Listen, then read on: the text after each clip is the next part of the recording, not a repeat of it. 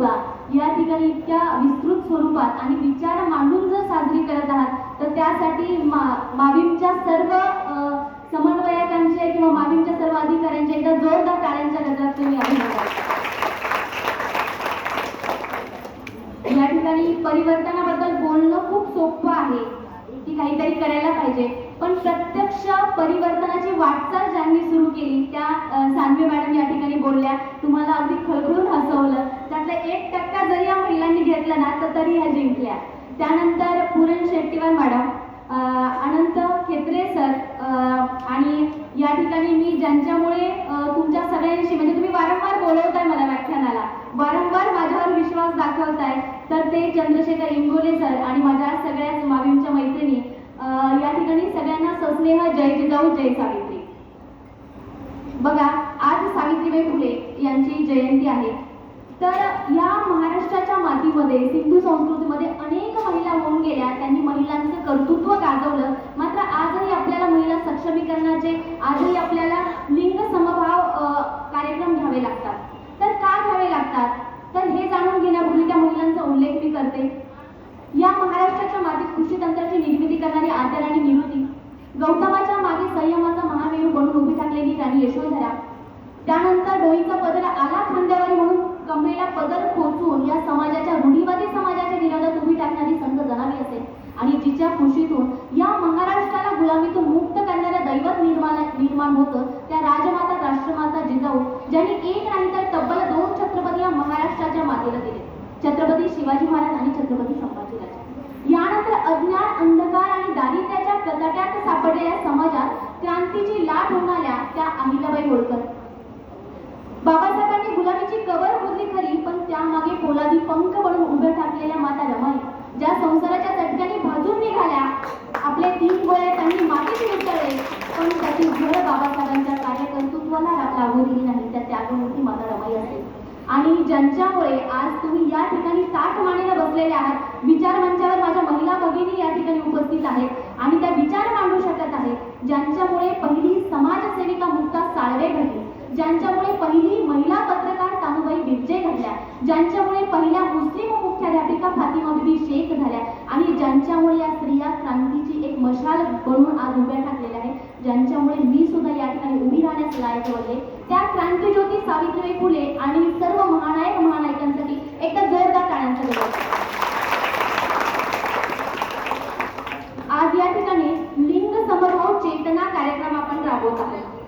स्त्री पुरुष समानता जितक्या मोठ्याने बोलल्या जाते तितक्या मोठ्याने आमच्या घरामध्ये सुद्धा आम्हाला अनुभवायला मिळत नाही. पण मैत्रिणींनो, ज्या सिंधू संस्कृतीत आपला जन्म झाला, ज्या देशात आपला जन्म झाला, याच्या मुळाशी जर गेलं तर स्त्री पुरुष समानता आपल्या सिंधू संस्कृतीत मुळातच आहे. शिव पार्वतीचा फोटो बघितलाय, अर्धनारी नटेश्वराची मूर्ती, हे प्रत्यक्ष स्त्री पुरुष समानतेचं सगळ्यात उत्तम उदाहरण आहे. शंकरानं पार्वतीला अर्ध स्थान नाही दिलं तर उजवं स्थान दिलेलं आहे. बघा, तुम्ही फोटोत पाहिलं तर पार्वती शंकराच्या उजव्या बाजूला आहे. पण या संस्कृतीत झालेली भेसळ आणि रूढीवादी समाजाने पुन्हा स्त्री पुरुष समानता लयाला गेली आणि आज पुन्हा आम्हाला लिंग समभाव कार्यक्रम राबवावे लागतात. जर शिव पार्वती नंतर कुठलं दाम्पत्य असेल ज्याने स्त्री पुरुष समानता या महाराष्ट्राच्या मातीत राबवली असेल, स्वतःच्या घरापासून ती समानता दाखवून दिली असेल, तर ती म्हणजे ज्योतिबा आणि सावित्री. सावित्रीशिवाय ज्योती आणि ज्योतीशिवाय सावित्री सांगता येत नाही आणि विचारांची ही क्रांती, विचारांची ही ज्योती एकट्यानं नेता येत नाही.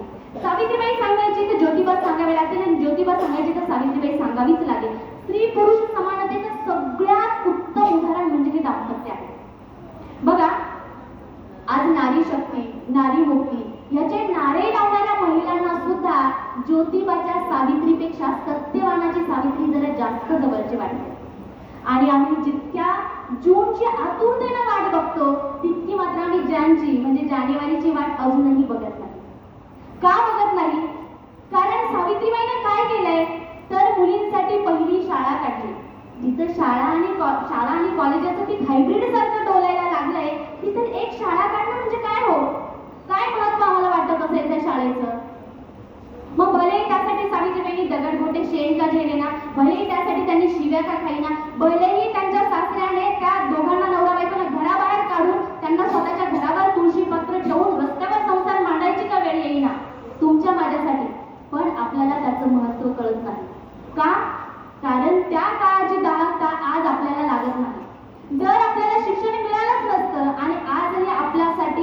घराची उंबरठे किंवा दार बंदच असतं तर मग कदाचित आपल्याला त्याची किंमत कळाली असते आणि मग आपल्याला सत्यवानाच्या सावित्रीपेक्षा ज्योतिबाच्या सावित्रीची वाट पाहावी लागली असते. बघा, आज जर बघितलं तर त्या काळी जर बघितलं तर स्त्रियांची अवस्था आणि आजच्या स्त्रियांची अवस्था, आजचा काळ हा खूप वेगळा आहे. त्या काळी स्त्रियांची अवस्था काय होती, भेदभाव किती होता, तर स्त्रियांना घराच्या बाहेर पडण्याला सुद्धा परवानगी नव्हती. 19व्या शतकाचा पूर्वार्ध त्याला पुनर्जागरणाचा काळ म्हणून काही सुधारकांनी उल्लेख केलेला आहे. पेशवाईचा काळ, जिथे बालविवाह, सतीप्रथा असतील, विधवांचं अन्याय असेल, अत्याचार असेल, त्या सर्रास चालणाऱ्या गोष्टी. बालविवाह, अगदी 4-4, 5-5 वर्षाच्या मुलीचा विवाह एखाद्या जरठाशी म्हणजे म्हाताऱ्याशी लावताना आणि मागे पुढे न बघितला जाणारा तो काळ, जिथे म्हाताऱ्याची बायको गेली तर नवीन मुलगी 5-6 वर्षाची मुलगी त्याला बायको म्हणून मिळायची. पण जर 9 वर्षाच्या वरती मुलगी झाली सांगते मॅडम, तर तिला घोड नव्हती म्हणून कोणीही मुलगा देत नव्हतं, असा तो काळ. आणि चुकून त्या 5-6 वर्षाच्या मुलीचा नवरा म्हातारा असेल किंवा आजाराने जर मेलाच तर त्या मुलीला नवऱ्याप्रती प्रेम सिद्ध करण्यासाठी सती जावं लागायचं. बरं, सती जाण्यासाठी तिला तयार केलं जायचं आणि जर ती त्या अग्नीला घाबरली तर तिला बांबूच्या ढोश्या देऊन अग्नीत ढकलल्या जायचं आणि ऐकतच नसेल तर सरळ पिरडीलाच बांधलं जायचं. असा तो काळ, ही त्या काळाची दाहकता. मग त्या काळी एक महिला पुढे येते आणि ती क्रांती घडून आणते. त्या काळातील क्रांती म्हणजे सावित्रीबाई ज्योतिबा फुले. बघा, 1 जानेवारी 1848 भिडेवाड्यामध्ये महात्मा फुले आणि सावित्रीबाई यांनी पहिली मुलींची शाळा काढली आणि त्या ठिकाणी वर्षानुवर्ष जो अंधारमय काळोखाचा जो छेद होता त्या काळोखाला एक छेद गेला आणि त्यातून महिला मुक्तीचा, महिला क्रांतीचा एक आशेचा किरण डोकावू लागला. इतका भयंकर काळ, अनेक शाहिराने, अगदी शीतलताई सारखे जे शाहीर आहे, शीतलताई साठे यांनी त्या शाहिरांनी त्याचा उल्लेख करताना सांगितले आहे की आसवांचे अंगार केले, पंखांनी आभाळ झेलले.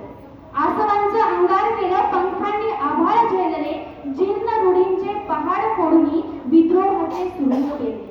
जीर्ण रूढींचे पहाड फोडूनी विद्रोहाचे सुरुंग पेरले. ज्योतिबांची साऊ कशी आहे? साऊ पेटती मशाल, साऊ आगती जलाल, साऊ पेटती मशाल, साऊ आगती जलाल, साऊ शोषितांची ढाल, साऊ मुक्तीचं पाऊल. ज्योती क्रांतिबा जनांचा तशी क्रांती ज्योत साऊ, ज्योती क्रांतिबा जनांचा तशी क्रांती ज्योत साऊ. तिंग लावील रूप आम्ही गगनाला नेऊ. न्यायचं ना ते रोग गगनाला?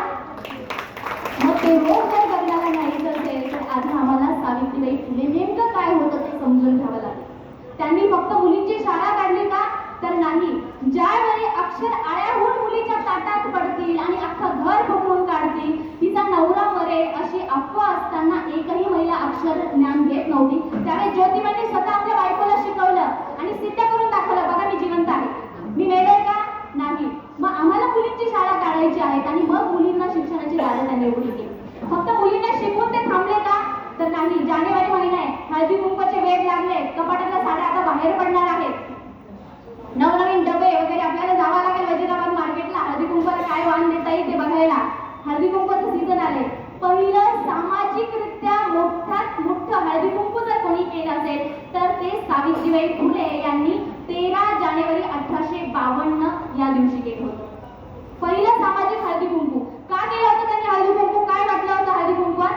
हळदी कुंकवाच्या आधी त्यांनी पुण्यामध्ये पत्रिका छापल्या होत्या हळदी कुंकवाच्या आणि त्या ठिकाणी त्यांनी त्या पत्रिकेत लिहिलं होतं की सर्व लेकी सुना बायांनी आवर्जून नोंद घ्या की हळदी कुंकवाला येणाऱ्या प्रत्येक स्त्रीला एकाच जाजमावर बसावं लागेल.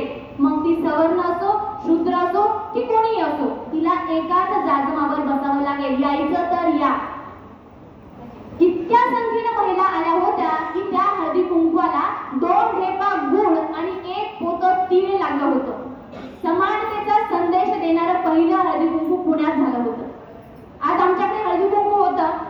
आधी आम्ही पिना द्यायचो, शॅम्पूचे पॅकेट द्यायचो, त्याच्यानंतर मग हळूहळू थोडेसे प्लास्टिकचे डबे भेटायला लागले, ते प्लास्टिकचे डबे देतो ग्लास देतो, वाट्या देतो, इतकं मिसमॅच असतं. आजकाल फर्निचर केलेल्या घरात ते नेमकं कुठे ठेवावं कळत नाही. मग एक वेगळा टब भरून त्या टब मध्ये भरून कुठेतरी अडगळीच्या खोलीत ठेवावं लागतं, बरोबर की नाही?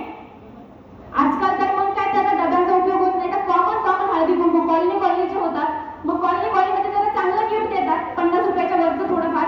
आणि चांगलं गिफ्ट देताना त्याच्याबरोबर नाश्ता काय आहे हाही खूप मोठा कुतूहलाचा विषय असतो.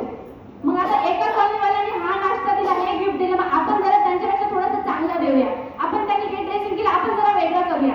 मग तिथे एक तुलना आणि स्पर्धा चालू होते. बिचारा नवरा बाहेर जातोय, त्याच्यावर संक्रांत येऊ नये म्हणून काहीतरी हळदी कुंकू साजरं करायचं म्हणून पेशवाईत चालू झालेला हळदी कुंकू आज ईर्ष्या आणि भेदभावाने पुन्हा भरलेला आहे. मग यातून आपण सिद्ध काय करतोय हळदी कुंकूतून, तर ते आपणच ठरवायचंय.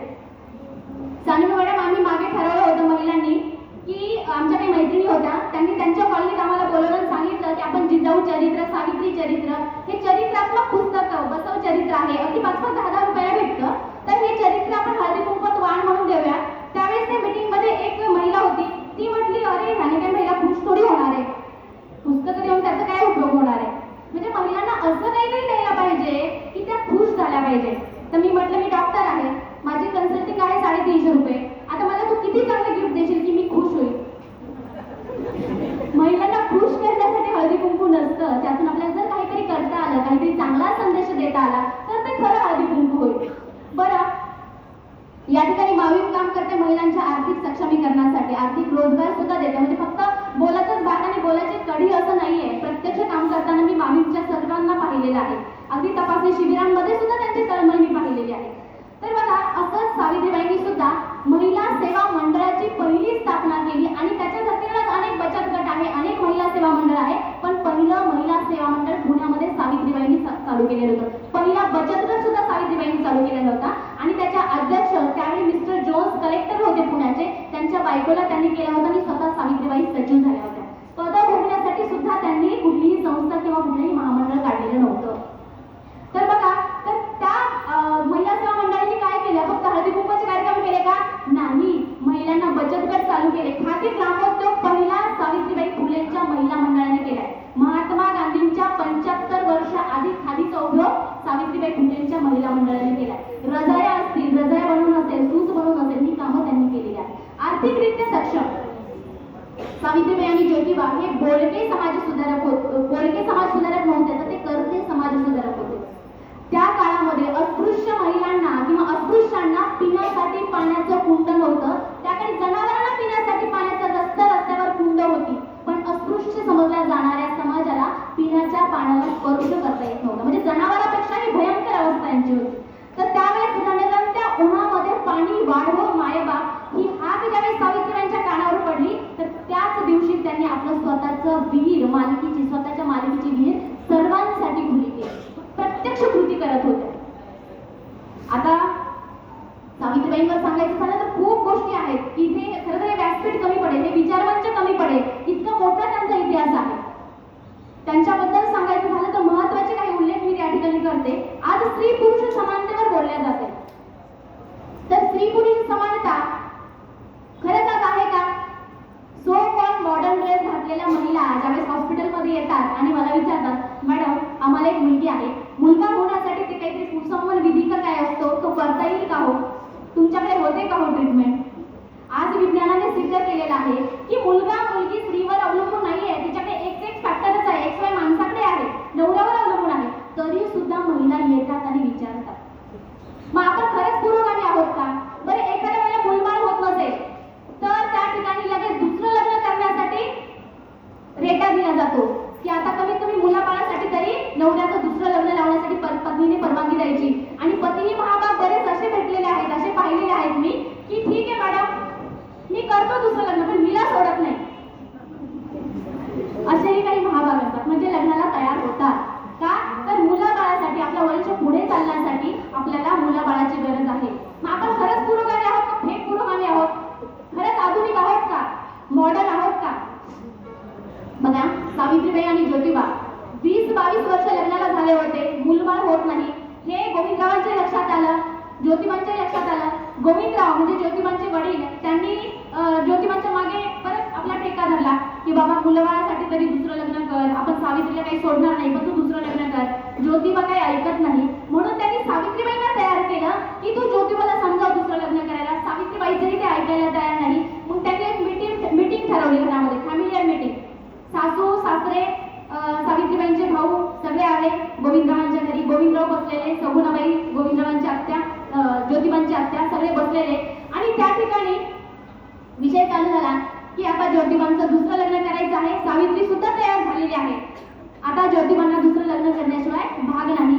सासू सासऱ्यांनी सांगितलं की आमची मुलगी खूप गुणी आहे, खूप चांगली आहे, पण तिला मूलबाळ नाही, तुमचा वंश पुढे चालला पाहिजे, यासाठी तुम्ही जावई बापू दुसरं लग्न करा. त्यावेळेस जावई बापू म्हणजे ज्योतिबा काय म्हणाले असतील, ठीक आहे, आम्हाला दोघांना मूलबाळ होत नाही, म्हणून मला तुम्ही दुसरं लग्न करायला लावत आहात, तर मग एक काम करूया, आणि मला झालेलं मूल ते सावित्रीने तिचं मूल म्हणून सांभाळायचं, असं जर असेल तर आपण उलट करूया. माझं दुसरं लग्न लावण्याऐवजी आपण सावित्रीचं दुसरं लग्न लावूया, आणि सावित्रीला होणारा मूलबाळ मी माझं नाव घेऊन सांभाळतो. त्यावेळेस ते म्हणाले की एक स्त्री घरात असताना 2-3 स्त्रिया अजून लग्न करण्याची मुभा पुरुषांना मिळत असेल तर ती मुभा स्त्रियांना का मिळू नये? फक्त सवतच आणायची का, चौथा का आणू नये, हा प्रश्न पहिल्यांदा ज्योतिबांनी या समाज व्यवस्थेला केला. आणि सतीप्रथेच्या विरोधात बोलताना सुद्धा ते असंच म्हणाले होते की नवऱ्यावर अतीव प्रेम असल्या कारणानं बायको जर सरण्यावर उडी मारत असेल तर असं एकही माईचा लाल नाही की ज्याच्या आपल्या बायकोवर अतीव प्रेम असेल. कोणी सता का जात नाही. सता आणि सौता हे शब्द पहिल्यांदा ज्योतिबाने आणलेले. स्त्री पुरुष समानतेचं सर्वोत्तम उदाहरण म्हणजे ज्योतिबा आणि सावित्री. बरं, ज्योतिबा आणि सावित्री एक एक विचार मांडत होते, सुधारणा होत होत्या. पुण्यामध्ये ज्योतिबा कलेक्टर सुद्धा, महापौर राहिलेले आहेत, मेयर राहिलेले आहेत. सावित्रीबाई, आता बऱ्याच जण मी सावित्रीबाई फुले बोलते, एक पात्री प्रयोग होतात आणि त्यामध्ये बघते मी की सावित्रीबाईंची भाषा अगदी अडाणी दाखवलेली आहे. मी सावित्री बोल, असं नाही. सावित्रीबाई मिशनऱ्यांच्या शाळेमधून म्हणजे इंग्लिश शाळेमधून डीएड झालेल्या होत्या. खाड इंग्लिश बोलत होत्या. त्याच्या पुण्याच्या म्हटल्यावर माहिती आहे तुम्हाला कसं बोलतात ते, हो की नाही? आणि तिथं मग सावित्रीबाई असं एकदम अडाणी वगैरे काही नव्हत्या. त्या शिक्षित होत्या, सुशिक्षित होत्या आणि छान इंग्रजी त्या बोलू शकत होत्या. सगुणाबाई ज्या घरामध्ये इंग्रजांच्या मुलांची मुलं सांभाळायची त्या सुद्धा छान, म्हणजे ज्योतिबांच्या आता त्या सुद्धा छान इंग्रजी बोलत होत्या. त्यावेळेस मिस फेरार असेल किंवा त्या इंग्रज अधिकाऱ्यांच्या बायका होत्या, त्यांच्यासोबत ते राहत होत्या. इतक्या सुसज्ज सावित्रीबाई फुले होत्या. तर सावित्रीबाई आणि ज्योतिबा यांनी अनेक कामं अशी करत होते की जी समाजाच्या विरोधात जात होते. रूढीवादी आणि सनातनी जे काही लोक होते त्यांच्या विरोधात जात होते. तर रूढीप्रिय समाज, त्यावेळेचा रूढीप्रिय समाज, मग त्याच्यामध्ये सगळेच होते, त्यात अनेक बहुजन सुद्धा होते रूढीप्रियमध्ये. तर ते रूढीप्रिय समाज काय करत होता, तर हे कसे थांबतील यासाठी अनेक त्यांनी प्रयोजन करून झाले. मग शेवटी त्यांनी एकदा एक काम केलं, मारेकरी सावित्रीबाई आणि ज्योतिबांच्या घरात पाठवले. आता मारेकरी पाठवले तर मारेकरी गेले मारण्यासाठी ज्योतिबा आणि सावित्रीबाईंना. अंधार होता, त्यांनी कोयते काढले आणि ज्योतिबा आणि सावित्रीबाईंना मारणार. तेवढ्यात ज्योतिबांनी त्यांना विचारलं की तुम्ही आम्हाला मारायला आले, तुम्ही बिनधास्त मारा, फक्त मला तुमचं नाव सांगा की तुम्ही नेमकं कोण आहे. तर त्यांनी सांगितलं की मी एक रोडे मांग आहे आणि एक धोंडी कुंभार, आम्ही दोघं आलेलो आहोत. बरं मग तुम्हाला मला मारून तुम्हाला काय मिळाले? तर ते दोघे म्हणाले की आम्हाला 1,000 रुपये मिळाले. तर ते म्हणाले चला काही हरकत नाही. थोडंसं त्यांनी बत्ती लावली, दिवा लावला आणि त्यांनी घरामध्ये झोपलेली मुलं दाखवली, अनाथ मुलं. तर त्या मुलांना दाखवल्यावर ते म्हणाले की हे अनाथ मुलं जे आहेत ना हे तुमचेच मुलं आहेत. फक्त काय होईल, आम्ही गेल्यावर यांचं शिक्षण बंद पडू देऊ नका, कारण यांचं जर शिक्षण बंद पडलं तर त्यांना सुद्धा तुमच्याप्रमाणे हातात कोयते घेऊन मारेकरी व्हावं लागेल. आणि त्यांना जर मारेकरी करायचं नसेल तर तुम्ही आम्हाला मारून टाका, तुम्हाला आमच्या मरणाने सुद्धा 1,000 रुपये मिळणारे, त्यात आमचाच फायदा आहे की त्याला समाजाचं भलं होतं. ते दोघेही खजील झाले. त्यातला रोडेमांग हा सावित्रीबाईंच्या नंतर सत्यशोधक समाजाची धुरा शेवटपर्यंत त्याने सांभाळली. सावित्रीबाईंच्या रात्र शाळेत तो जॉईन झाला. आणि दुसरा जो धोंडी कुंभार होता त्याची बुद्धिमत्ता इतकी चाणाक्ष होता तो की सावित्रीबाईंनी त्याला काशीला धर्मग्रंथांच्या अभ्यासासाठी पाठवलं. आणि 1882 मध्ये सातारा या ठिकाणी शृंगेरी मठामध्ये एक धर्मपंडितांची सभा झाली. त्या सगळ्या धर्मपंडितांना जिंकून, अगदी मोठमोठ्या धर्मपंडितांना जिंकून पंडितराज हा खिताब सावित्रीबाईंच्या शिष्याने म्हणजे धोंडी कुंभार याने मिळवलेला होता. म्हणजे बघा, आपली संगत जर चांगली भेटली वेळ प्रसंगी तर आपण चांगलं काहीतरी करू शकतो. मग मैत्रिणींना संगत खूप महत्वाची आहे. आता यांनी सांगितलं की महिला गप्पा मारायला सुरुवात करतात की बाई बाई कशी ही बाई कशी, अशा मैत्रिणी आपल्याला खूप जास्त भेटतात बरं. रस्त्यात भेटली की हिनं तुझ्याबद्दल काय काय बोललं होतं ते पिल्लू सोडते बरोबर. डोक्यात एकदा तिला टाकलं की आपल्या दिवसभर डोक्यात की हिची हिंमतच कशी झाली मला असं बोलायची, म्हणून कंटिन्यू तो विचार डोक्यात चालू असतो. पुन्हा मी काय करते, मग चुकून आपण तिला काहीतरी शिवीगाळ केली किंवा हिची हिंमत असते, हा मला माहिती ती किती दुसऱ्या तांदळाची, ही जाऊन तिला सांगते तुला ती अशी म्हणते. अशा मैत्रिणींपासून वेळीच ओळखून लगेच दूर राहा. परनिंदासम अग्रही, दुसऱ्याची निंदा करणारी सारखी सारखी मैत्रीण असेल तर तिच्यापासून लगेच दूर व्हायचं आहे. बघा, सावित्रीबाई आणि ज्योतिबा यांनी अनेक कामं केले. अक्षरशः महिला आणि बाल प्रतिबंधक गृहाची स्थापना सुद्धा त्यांनी केली. हे मुद्दामून मला तुम्हाला काय सांगायचंय महिला आणि बाल प्रतिबंधक गृहाबद्दल, कारण त्या काळी मी जसं सांगितलं की सती प्रथा होती. सती प्रथा राजाराम मोहन राय यांनी पश्चिम बंगालमध्ये बंद पाडली. कायद्यामुळे सती महिला जात नव्हत्या, पण ज्या विधवा महिला राहत होत्या त्यांची अवस्था काय होती, त्यांच्यासाठी सावित्रीबाईंनी काय केलं तर बघा, ज्या विधवा महिला होत्या तर त्यातली एक काशीबाई नावाची विधवा महिला, ती बाळंत होते आणि बाळंत झाल्यानंतर तिचं जे बाळ आहे ही पहिली काशीबाई, ज्याच्यानंतर महिला बाल प्रतिबंधक गृह निर्माण झाले. तर ह्या काशीबाईला बाळ होतं, ती अंधार कोठडीमध्ये 9 महिने राहते. 9 महिन्यानंतर ती एका बाळाला जन्म देते आणि समाज काय म्हणेल किंवा लोकभयापोटी त्या बाळाचा गळा कापून ती आपल्या घराच्या अंगणाची विहीर असते त्या विहिरीत टाकते. याचा शोध ज्यावेळेस होतो तर पहिला काळ्या पाण्याची शिक्षा पुण्यामध्ये काशीबाई नावाच्या महिलेला झाली होती. दुसरी काशीबाई ती महात्मा फुले आणि सावित्रीबाईंना विचार करणारा प्रसंग होता, पण दुसरी काशीबाई त्यांना मोठ्या नदीच्या काठावर आत्महत्या करण्यासाठी जाताना भेटते. तर तिला ते घरी आणतात. तर ती सांगते की विधवांची आत्मभीती काय असते.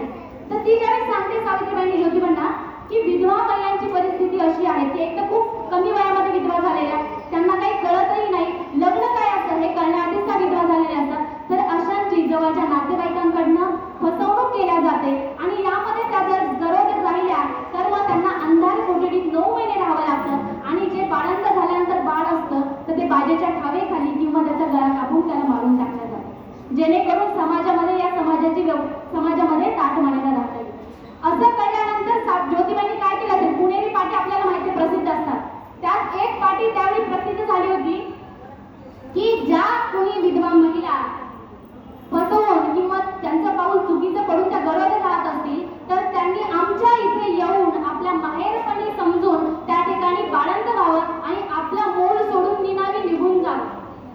4 वर्षामध्ये 100 मुलं सावित्रीबाई आणि ज्योतिबांच्या बाल आणि महिला प्रतिबंधक गृहात खेळत होते. 100 मुलं वाचले आणि 100 विधवांचं पुनर्वसन खरं तर त्यांनी केलं होतं. त्यातच काशीबाई नावाच्या महिलेचं मूल, मग असे ताईंनी गाण्यामध्ये सांगितलं, यशवंताला दत्तक घेतलं आणि दत्तक घेतल्यानंतर त्याला त्यांनी डॉक्टर सुद्धा केलं. अगदी शेवटपर्यंत, शेवटी सुद्धा सावित्रीबाई अगदी पुरोगामित्वाचा संदेश देऊन जातात. ज्यावेळी ज्योतिबा फुलेंचं निधन होतं त्यावेळी त्याच यशवंताला ताई त्यांचे जे काही नातेवाईक होते फुले वगैरे, त्यांचे पुतणे वगैरे, तर ते म्हणतात की हा काही यांचा खरा मुलगा नाहीये, पोटी जन्माला आलेला नाही, तर याला अग्नी देण्याचा अधिकार नाही. हजारो लोक जमलेले महात्मा फुलेंच्या अंत्यविधीला. त्या ठिकाणी वाद पेटला. वाद पेटल्यानंतर सावित्रीबाई फुले, आता नवरा गेलेला आहे बघा, ज्योतिबा गेलेले आहेत, सावित्रीबाई फुले पदर खोचून पुढे होतात आणि त्या म्हणतात मी देईलाही स्वतः नवऱ्याच्या पुढे टिटव धरणारी 17व्या शतकातील महिला म्हणजे सावित्रीबाई. केवढी हिंमत होती त्यांची. बरं, आज महिला अत्याचाराच्या घटना घडत आहेत, त्यांच्यासाठी सुद्धा सावित्रीबाई एक उत्तम उदाहरण आहे. बघा, आज रस्त्याने चालताना काल परवा मी एका कार्यक्रमाला गेले होते, रात्री 11 वाजले असतील. एक छोटा भाऊ आणि बहीण रस्त्याने चालले होते.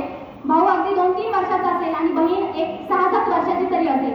तर ते रस्त्याने खेळत असताना मी विचारलं, अरे एवढं रात्री रस्त्याने काय करताय म्हटलं तुम्ही, तर घरी जा. तर ती म्हटली, तिला म्हटलं तुझी आई कुठे आहे, तरी म्हणे मला आई नाही. म्हटलं वडील कुठे आहे, वडील आहे म्हणे घरी. म्हटलं मग लवकर घरी जा, तुझं घर किती लांब आहे, म्हणे इथेच आहे जवळ. तर मी थोडा वेळ त्यांच्या मागे गाडीवर बसा म्हटलं, ते बसले नाही. तर मी थोडा वेळ गाडी त्यांच्या मागे नेली. कापडे हॉस्पिटलचा तो रस्ता होता. तर तिला म्हटलं आता घर किती लांब आहे, म्हणे जवळच आहे. तर मी म्हणताना त्या मुलाला म्हटली, जो फक्त 3-4 वर्षाचा होता, की बाळा दीदीचा हात पकडून ने. मी पूर्ण विचार करत होते जाईपर्यंत की मी असं काय म्हटलं असेल की तिचा हात पकडून ने, मी तिला का म्हटलं नाही की याला सांभाळून ने. कारण माझ्या मनात ती धाकधूक होती की ह्या मुलीचा कोणी गैरफायदा घेऊन हिला कोणी उचलून नेऊन. म्हणजे ही अवस्था आजही आमच्या मनाची, म्हणजे आम्ही कितीही आधुनिक असेल, कितीही शिकलेलो असेल, कितीही सवरलेलं असेल, तर मुलगी सुरक्षिततेचा किंवा महिला सुरक्षिततेचा प्रश्न आमच्या डोक्यात येतोच. सावित्रीबाई काही वेळा मागे हटत नव्हत्या. मग आता ह्या बाईची जिरवायची म्हणजे काय करायचं, तर बघा साधी सोपी नाही. ज्यांनी ज्यांनी परिवर्तनाची चळवळ पुढे हातात घेतली त्यांना टाकीचे घाव सोसावे लागले होते. मागील ज्ञानेश्वर असतील, तुकाराम असतील, आता जे दाभोळकर, कलबुर्गी, गौरी लंकेश असतील, सगळ्यांना टाकीचे घाव सोसावे लागले. प्रसंगी मरण यातना भोगावे लागले. तर त्यावेळी सावित्रीबाई मागे फिरत नाही. मग आता एक बाई जर मागे फिरत नसेल तर तिच्या आबरूवर सरळ सरळ घाला घाला म्हणजे ती चुपचाप घरात बसते. आजही तेच आहे, तेव्हाही तेच होतं. तर त्यांनी एका झटिंगणाला, एका माणसाला सुपारी दिली. काही रूढीवादी लोकांनी, धर्मप्रिय लोकांनी. तर त्या ठिकाणी त्या माणसाला सुपारी दिली. सावित्रीबाई शाळेवर निघाल्या सावित्रीबाईंना त्यांनी शिव्या द्यायला सुरुवात केली. एक चांडाळणी, फिर माघारी, धर्मगुरवी कुठली, टवळी कुठली, काय काय शिव्या ते देत होते. एवढ्या करूनही सावित्रीबाई मागे फिरत नव्हत्या, काही उत्तर देत नव्हत्या. सावित्रीबाई आपल्या चाललाय, जोपर्यंत आपल्या अंगावर येत नाही तोपर्यंत त्या मागे फिरत नव्हत्या. एक वेळ अशी आली की तो माणूस मागे, सावित्रीबाई पुढे, तो माणूस मागे, सावित्रीबाई पुढे, असं बराच वेळ चाललं आणि रस्त्याने बघ्यांची गर्दी जमली एका बाईच्या आबरूचे धिंडोरे कसे निघतात बघण्यासाठी. 17व्या शतकातील ती गोष्ट. आता सावित्रीबाई पुढे, तो मागे, तो बराच वेळ चाललं. एक वेळ अशी आली की त्या माणसाचा, त्या झटिंगणाचा हात सावित्रीबाईच्या खांद्यावर पडणार. तो सावित्रीबाई सगळ्या अंगातलं बळ एकवटलं, मागे फिरला, तशी खालशी चपराक त्याच्या कानात लागावी. 17व्या शतकात पहिली जर कोणी पुरुषाच्या कानाखाली लावली असेल तर ती सुद्धा सावित्रीबाई. ती आजही तुमच्या माझ्या कानावर क्रांतीची हात आहे. त्यांनी त्यावेळेस दाखवून दिलं की जमीन भुसभुशीत झाली की समोरचा खोदत जातो आणि पाषाण लागला की तो नाद सोडतो. म्हणून मग आपण प्रसंगी मऊ मेणाहून मऊ व्हायचं, पण प्रसंगी वज्राहून कठीण व्हायला सुद्धा मागे पुढे पाहायचं नाही. हा संदेश त्या काळी सावित्रीबाईंनी दिला आहे. आज सुद्धा बघा, मी मागच्या व्याख्यानातही सांगितलं होतं, आजही महिला अत्याचार होतात, आजही महिलांची अब्रू लुटल्या जाते. तर त्यावेळेस आपण काय करतो, मुलीला सांगतो, बाई ग, सातच्या आत घरात ये, बाहेर जास्त फिरू नको, लवकर घरी ये. बरोबर की नाही, सांगतो की नाही? पण आपण चौकाळतो, मीडियावर पाहतो, अत्याचार होऊ नये म्हणून आपण एवढंच सांगतो की बाई लवकर घरी ये, बाकी दुसरं आपण काहीच करत नाही. आणि मग ज्यावेळेस महिलांवर, मुलींवर अत्याचार होतात तर त्यावेळेस आपण खूप पेटून उठतो. मग आपल्या कळपायच्या मस्त केला जाते. व्हॉट्सअपवर, फेसबुकवर आपण इतका आक्रोश व्यक्त करतो की त्या नराधमांना फाशी झाली पाहिजे, बलात्कारांना शिक्षा झाली पाहिजे. पण अशी प्रकरणं होऊच नये यासाठी आपण काय करतो? संत गाडगे बाबा सांगायचे की मंदिरासमोर लुटली इज्जत, हा पाहत बसला पोरीला, राखण करतो मनाला स्वतःच गेला चोरीला. देव सुद्धा तुमच्या आबरूचं राखण करणार नाही. मग कोणाला करायचे? आपल्याला आपल्या आबरूचं राखण स्वतः करता आलं पाहिजे. मुलीला लहानपणापासून शिका, बाई ग, 4 पैसे कमी कमव, पण स्वतःच्या आबरूचं राखण करण्याचं कसं तुझ्या अंगी आलं पाहिजे, एवढी तू कणखर झाली पाहिजे. इतके सक्षमतेचे धडे आपल्याला मुलींना लहानपणापासूनच द्यावे लागतील. आपण मुलीला सांगतो की बाई ग, 7च्या आत घरात आहे, त्याचेच मुलालाही सांगा, बाबा रे, बाहेर हिंडताना एकही पोरीवर जर वाकडी नजर पडली तर बाकीची तुला नंतर धरतील, मीच आधी तुझे डोळे पुढे. असं मुलांना सुद्धा आपण कसं द्यायला हवं, मुलांना सुद्धा ताकीद आपण द्यायला हवी. आज मी एका मुलाची आणि एका मुलीची आई आहे. मला मुलीपेक्षा जास्त टेन्शन मुलाचं आहे. कारण आता मीडिया असेल सगळीकडे इतके काही, म्हणजे त्यांना डायव्हर्ट करण्याचे इतके डायव्हर्जन्स आहे, तर त्यांना संस्कार देणं खरंच आज आपल्या हातात आहे. आणि हे आपण जास्तीत जास्त किती दिवस देऊ शकतो? 5वी ते 9वी हा काळ आपल्या हातात आहे. पुढे तर मोठा झाल्याचं तुमचं तसंच ऐकणार नाही. म्हणजे 5वी ते 9वी हा संस्कारक्षम काळ आहे. आपल्याला आईला स्पेसिफिकली आई, कारण कसं आहे, हे नाराधम काय आबाळून पडत नाही, कुठल्या तरी आईच्याच पोटी ते जन्माला येतात. म्हणून आईने हे सांगणं गरजेचं आहे. आणि मुलींना सांगा, बाई ग, आपल्या पायातली चप्पल आणि डोळ्यातली नजर सरळ असेल तर तुझ्यावर वाकडी नजर कोणाचीच पडणार नाही. आणि पडली तर प्रसंगी कापून घरी ये, पण संपूर्ण घरी येऊ नको. असं जर केलं तर नक्कीच महिला अत्याचार घडणार नाही. आणि महिलांना सुरक्षिततेचे, समानतेचे धडे आपण स्वतः सांगितल्याने खूप छान व्याख्यान दिलं. त्यांच्याकडे आपण घ्यायचं आहे की खरंच महिला समानतेचे धडे आपण आपल्या घरापासून आणि आपण आपल्यापासून जपायला हवे. मग चला परत एकदा बहिणाबाईंची जी कविता आहे त्या बहिणाबाईंच्या कवितेला थोडंसं बदलून त्यांनी सांगितलंय की त्यांचं एक गाणं आहे बहिणाबाईंचं, आताही तुम्हाला कदाचित येत असेल तर म्हणा नंतर. माझी माय, त्यांनी सांगितलं की माझी माय सरस्वती म्हटलंय, आपण म्हणू माझी माय सावित्री. माझी माय सावित्री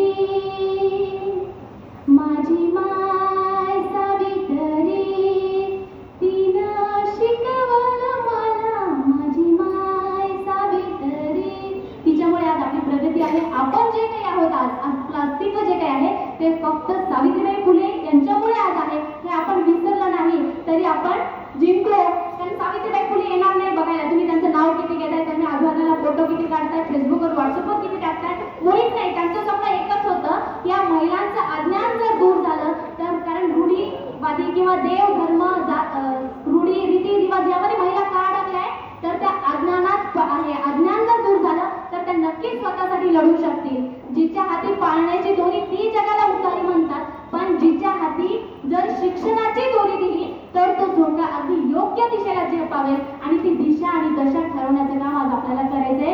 एवढं